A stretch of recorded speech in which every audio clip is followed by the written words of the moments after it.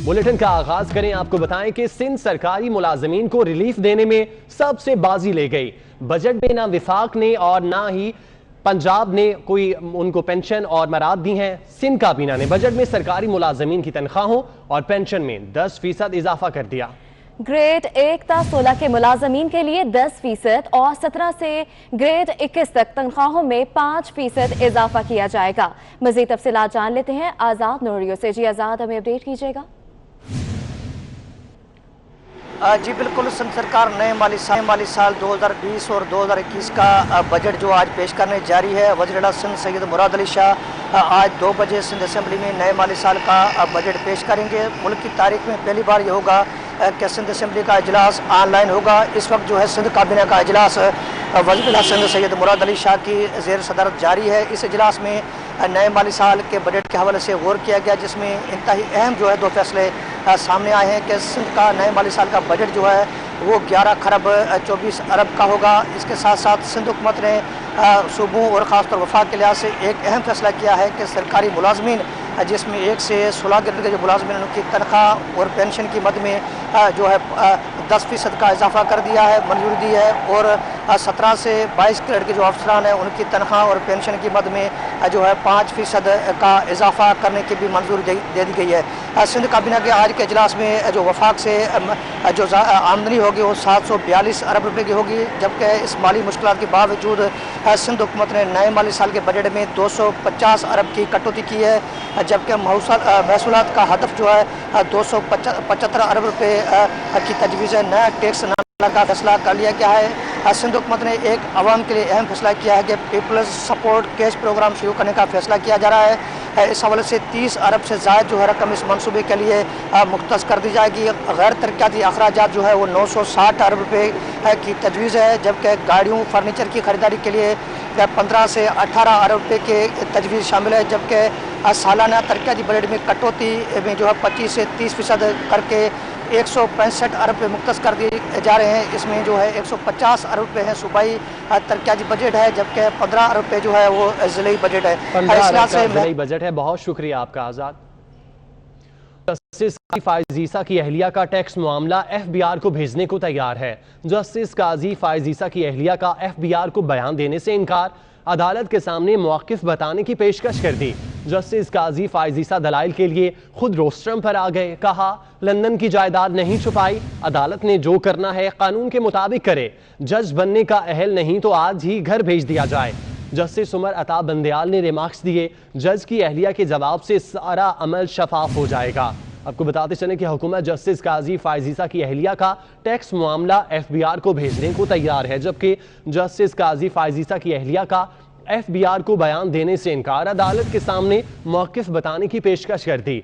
Justice काजी फाइज ईसा दलाइल के लिए खुद रोस्ट्रम पर आ गए और कहा कि लंदन की जायदाद नहीं छुपाई, अदालत ने जो करना है कानून के मुताबिक करे। जज बनने का अहल नहीं तो आज ही घर भेज दिया जाए। जस्टिस उमर अता बंदयाल ने रिमार्क्स दिए, जज की अहलिया के जवाब से सारा अमल शफाफ हो जाएगा। हुकूमत जस्टिस काजी फाइज ईसा की अहलिया का टैक्स मामला FBI को भेजने को तैयार है। लाहौर हाईकोर्ट से खबर शामिल करें। लाहौर हाईकोर्ट में चौधरी बरादरान की चेयरमैन नैब के इख्तियारात के खिलाफ दरख्वास्तों पर समाअत हुई। लाहौर हाईकोर्ट ने चौधरी बरादरान की दरख्वास्तों को समाअत के लिए मंजूर कर लिया। लाहौर हाईकोर्ट ने चौधरी शुजात हुसैन और चौधरी परवेज इलाही की दरख्वास्तों पर नैब को 6 जुलाई के लिए नोटिस देते हुए जवाब भी तलब कर लिया। लाहौर हाईकोर्ट में चौधरी बरादरान की चेयरमैन नैब के इख्तियारात के खिलाफ दरख्वास्तों पर समाअत हुई।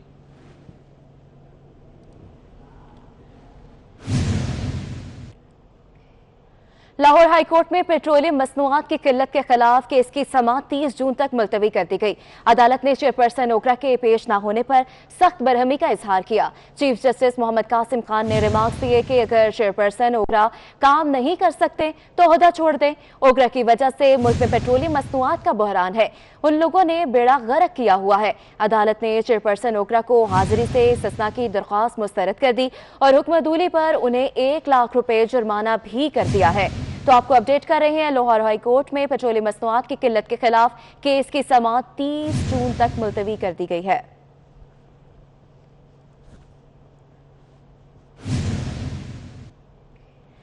Chairman CPEC authority lieutenant general retired Asim Salim Bajwa का कहना है कि सीपैक मंसूबे की सुस्त रवि का शिकार करने का तासुर गलत है। बाज अनासर सीपैक के हवाले से गुमराह कुन प्रोपेगेंडा कर रहे हैं। सीपैक के दूसरे मरहले में अमूर कार में बेहतरी आई है। सीपैक के मंसूबे पर काम की रफ्तार तेज हो रही है। ML1 7.2 अरब डॉलर मंसूबा ज़राई और इक्तिसादी जोन सामने है। तवानाई के शोबे में 3.5 अरब डॉलर के 2 हाइडल पावर प्रोजेक्ट्स भी शामिल हैं।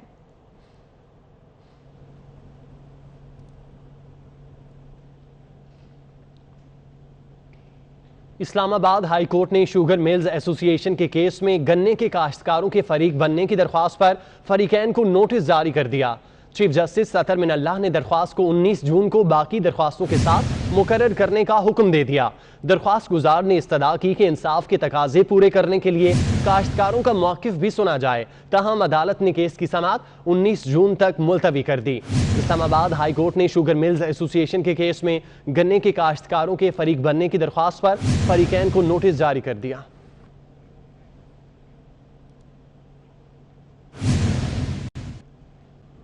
कोरोना के दौर में वजीर आजम का सिंध में सियासी मलाखड़ा। वजीर आजम इमरान खान आज लाड़काना के मुख्तसर दौरे पर पहुंचेंगे।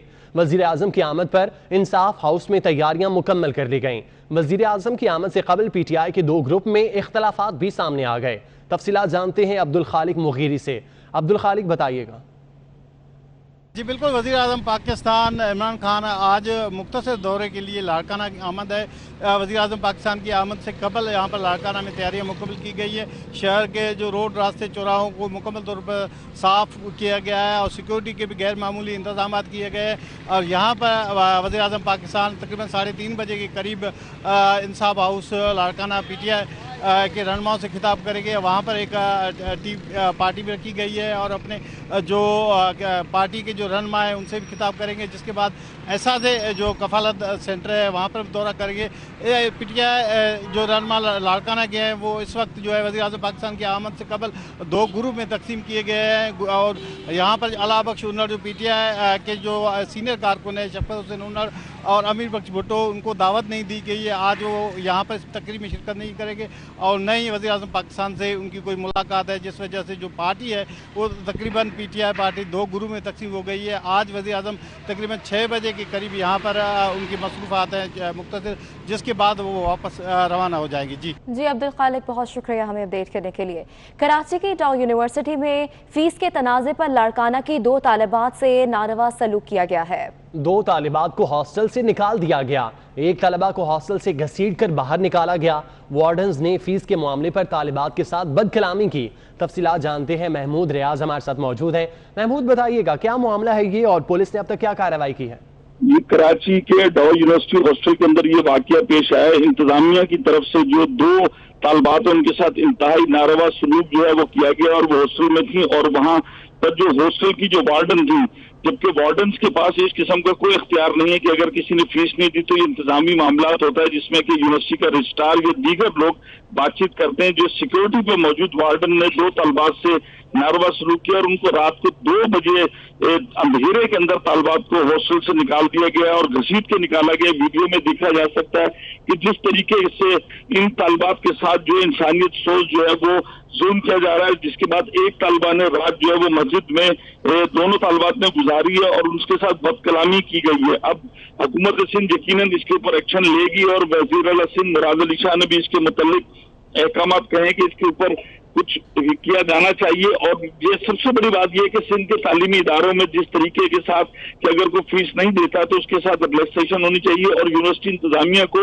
कम से कम दिन के उजाले में उनसे बात करनी चाहिए, ना कि औरत जात को रात के अंधेरे में आप तारीकी में यूनिवर्सिटी हॉस्टल से निकाल दें। तो यकीनन ये एक बहुत ही एक इस किस्म का दिलखराश वाकया जो है वो शहर कायद में पेश आया, जिसमें कि लोगों का भी यही कहना है कि इस किस्म की जो सोशल मीडिया पे वीडियो वायरल हुई है कि ये बड़ा ही एक घिनौना वाकया है कि तालिबात के साथ जिस किस्म का जो वो सलूक किया गया। जी ठीक है महमूद, बहुत शुक्रिया आपका।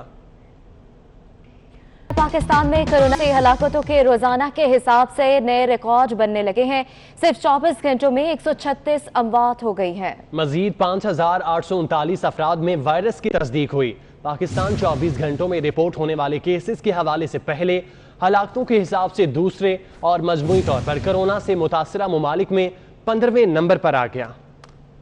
पाकिस्तान में कोरोना की वबा बेकाबू हो गई। रोजाना की बुनियाद पर नए रिकॉर्ड बनने लगे। पाकिस्तान में सिर्फ 24 घंटे के दौरान रिकॉर्ड 136 अफराद जान से चले गए, जिसके बाद कोरोना से अमवात 2975 तक पहुंच गई है। सिर्फ एक दिन के दौरान मजीद 5839 अफराद में वायरस की तस्दीक हुई है। इस तरह पाकिस्तान में कोरोना से मुतासरा अफराद की तादाद 1,54,760 तक जा पहुंची। National command and operation centre के आदाद शुमार के मुताबिक अमवात की सबसे ज्यादा तादाद पंजाब में है, जहां अब तक 1,149 अफराद जान की बाजी हार चुके हैं। सिंध में जान बहक अफराद की तादाद 886, खैबर पख्तूनख्वा में 731, इस्लामाबाद में 90, बलूचिस्तान में 89, गिलगित बल्तिस्तान में 17 और आज़ाद कश्मीर में 13 अमवात रिपोर्ट हुई हैं। सिंध में भी कोरोना की वबा बेकाबू हो चुकी है। महकमा सेहत की सिफारिश पर सक्खर, रोहड़ी, पनुआकिल और सालेपट के ज्यादा मुतासरा 12 इलाके सील कर दिए गए हैं। मजीद तफसीलात जान लेते हैं इमदाद बुज़दार से। जी इमदाद, बताइएगा कौन कौन से इलाके सील कर दिए गए हैं? जी बिल्कुल, महकमा सेहत की सिफारिश पर ज़िला इंतज़ामिया की जानिब से सक्खर के मुख्तलिफ इलाकों, local board, Shah Khalid colony, Memon मोहल्ला, हमदर्द सोसाइटी समेत सालेपट, रोड़ी और पन्नवाकिल के मुख्तलिफ कॉलोनियों समेत तकरीबन 12 इलाके सील कर दिए गए हैं, जहाँ पर कनाते लगाकर पुलिस एहलकारों को तैनात किया गया है। और इन इलाकों के तमाम तर अफराद को यह हिदायत की गई है कि वो गैर ज़रूरी मूवमेंट ना करें, ताकि कोरोना वायरस की इस वबा से बचा जा सके। इन इलाकों में तकरीबन 1300 से ज़ायद पेशेंट ज़ाहिर हुए, जो कि लोकल ट्रांसमिशन के तहत ये मरीज़ जो है वो ज़ाहिर हुए, इनकी तशखीस हुई। उसके बाद 700 के करीब जो पेशेंट हैं वो सेहतियाब हो चुके हैं, जबकि 600 से ज़ायद पेशेंट अब भी मौजूद हैं जो कि ज़ेर इलाज हैं। इस तरह ठीक है, बहुत शुक्रिया। वज़ीर आज़म के मुआवने खुसूसी डॉक्टर जफ़र मिर्ज़ा लाइल्म निकले। डॉक्टर जफ़र मिर्ज़ा ने डेक्सामेथासोन नामी दवा पर ट्वीट कर दिया। जफ़र मिर्ज़ा ने लिखा, पाकिस्तान में माहिरीन इस दवा के इस्तेमाल पर गौर करें। इस दवा के इस्तेमाल से कोरोना से अमवात में कमी वाक़ होगी। ताहम ये दवा पाकिस्तान में कोरोना के मरीजों पर कई माह से ज़ेर इस्तेमाल है। सबा बजीर से तफसीलात जानते हैं। सबा, बताइएगा, डॉक्टर जफ़र मिर्ज़ा को क्या मालूम ही नहीं कि कोरोना मरीजों को कौन सी दवा दी जा रही है? जी बिल्कुल, आलमी इदारे सेहत की जानिब से इतनी बड़ी खुशखबरी सुनाई गई कि कोरोना के हवाले से दवा का एक कामयाब तजुर्बा किया गया है, जिससे कोरोना के मरीजों की अमवात में कमी वाकई हुई है। लेकिन डॉक्टर जफ़र मिर्ज़ा ने उसी हवाले से एक ट्वीट तो कर दी है और खुशखबरी भी आवाम को सुना दी, लेकिन उनको ये पता ही नहीं है कि पाकिस्तान में ये दवा जो है पिछले 2.5 माह से ज्यादा टाइम हो गया है मरीजों के ऊपर जो है वो इस्तेमाल हो रही है। और मेथासोन दवा का ये जो तजुर्बा है, ये कामयाब तजुर्बा WHO ने तो अभी किया है, लेकिन पाकिस्तान में ये काफी टाइम से दवा जो है इस्तेमाल हो रही है। और डॉक्टर जफ़र मिर्ज़ा ने जो अपनी ट्वीट की है उसमें भी उन्होंने यही कहा है कि बरतानिया में डेक्सामेथासोन के नतायज जो है वो बेहतर आए हैं और ये इलाज जो है ये पहला ही इलाज है। डॉक्टर जफ़र मिर्ज़ा का ये कहना है कि इस दवा के इस्तेमाल से कोरोना से अमवात में कमी वाक़ई होगी, लेकिन उनको ये पता नहीं है कि पाकिस्तान में ये दवा जो है वो पहले से ही इस्तेमाल ठीक है हो सबा, रही है। बहुत शुक्रिया। पाकिस्तान मेडिकल एसोसिएशन के साबिक सदर डॉक्टर गुलजार अहमद कोरोना के बायस गुजरांवाला में इंतकाल कर गए। डॉक्टर गुलजार अहमद 15 रोज से ज़ेर इलाज थे और जानबर ना हो सके। पाकिस्तान मेडिकल एसोसिएशन के साबिक सदर डॉक्टर गुलजार अहमद कोरोना के बायस गुजरांवाला में जान की बाजी हार गए। डॉक्टर गुलजार अहमद 15 रोज से ज़ेर इलाज थे।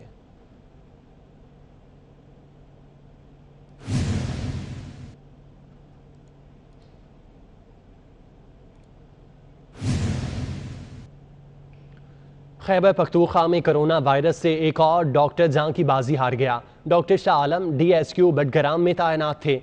सूबे में कोरोना से जान बाग होने वाले डॉक्टर्स की तादाद 8 हो गई। खैबर पख्तूनख्वा में कोरोना वायरस से एक और डॉक्टर जान की बाजी हार गया। डॉक्टर शाह आलम DSQ बटग्राम में तैनात थे और सूबे में कोरोना से जान बाग होने वाले डॉक्टर्स की तादाद 8 हो गई।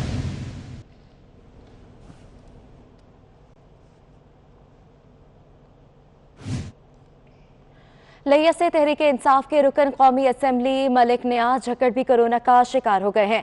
मलिक न्याज ने तबीयत नासाज होने पर अपना कोरोना टेस्ट कराया, जिसमें वायरस की तस्दीक हो गई। कोरोना टेस्ट मुस्बत आने पर मलिक न्याज ने खुद को घर पर ही आइसोलेट कर लिया है। तो आपको बता रहे हैं, लिया से तहरीक इंसाफ के रुकन कौमी असम्बली मलिक न्याज झक्कड़ भी कोरोना का शिकार हो गए हैं। मलिक न्याज ने तबीयत नासाज होने पर अपना कोरोना टेस्ट करवाया, जो कि मुस्बत आ गया।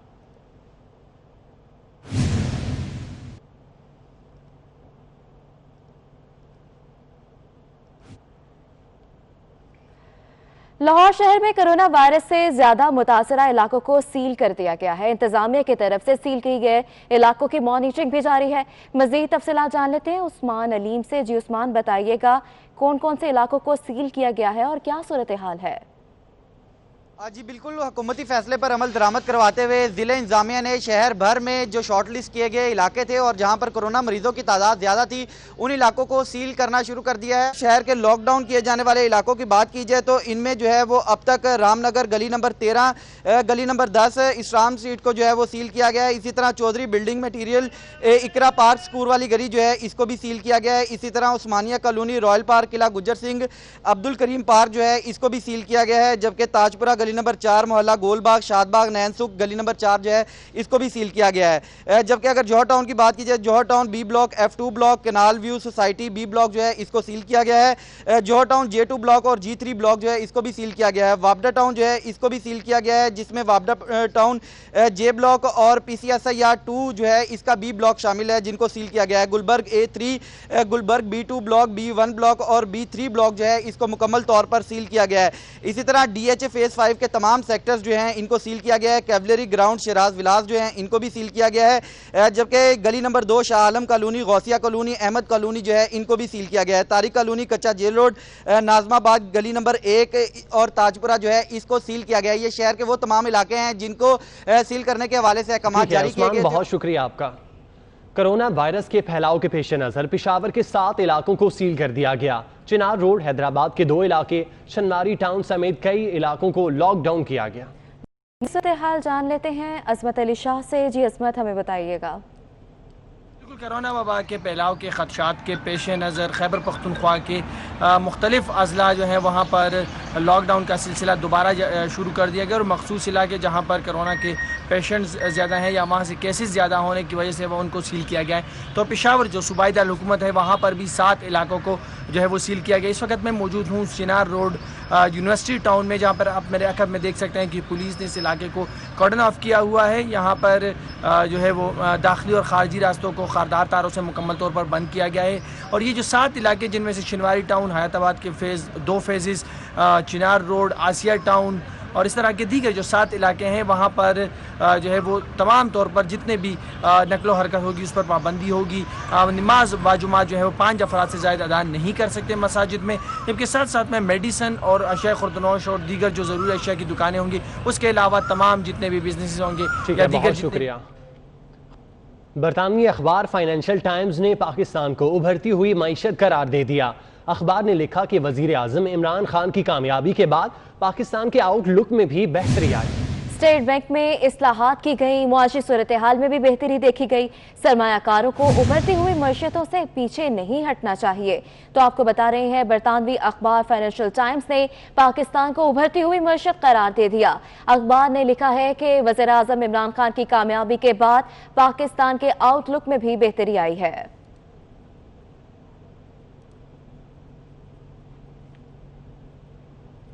लाहौर हाईकोर्ट ने मियां शहबाज शरीफ की अबूरी जमानत में 29 जून तक तौसीह कर दी है। अदालत ने शहबाज शरीफ की हाजिरी से इस्तिस्ना की दरख्वास्त भी मंजूर कर ली।